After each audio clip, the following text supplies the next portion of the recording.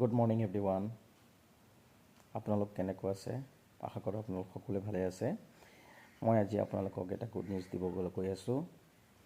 অহা 17 অক্টোবৰ গুৱাহাটী চিকিৎসা মহাবিদ্যালয় প্ৰেক্ষাগৃহত ইউথ এম্পাৱাৰমেণ্ট প্ৰগ্ৰাম অৰ্গেনাইজ কৰা হৈছে আৰু সেই ইউথ এম্পাৱাৰমেণ্ট প্ৰগ্ৰামত আমাৰ অতি মৰমৰ very dynamic personality sales and operation director Deepak sir আহি আছে আৰু তাৰ লগতে আৰু 4জনকৈ ছাকচেছফুল ইউথ আহিব, ইউথ আইকন আহিব ইন বেষ্টিজ।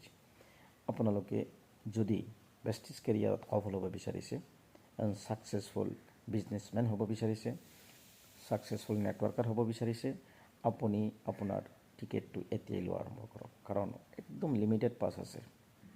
যদি আপুনি ভাবিছে যে মই পিছত লওক, আপুনি টিকেট নাপাব।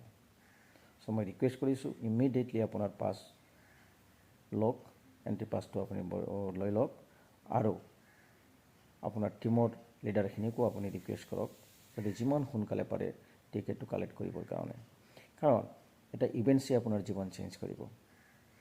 ময়ো আজি ছাকচেছ হৈছোঁ ট্ৰেইনিঙৰ পৰা, ইভেণ্টছৰ পৰা। চ' মই ৰিকুৱেষ্ট কৰিছোঁ ইমিডিয়েটলি আপোনাৰ পাছটো বুক কৰক আৰু আপোনাৰ টীমৰ লিডাৰখিনি লৈ আহিব। যিমান বেছি লিডাৰ লৈ আহিব সিমান বেছি ছাকচেছ হ'ব। Thank you so much and wish you well.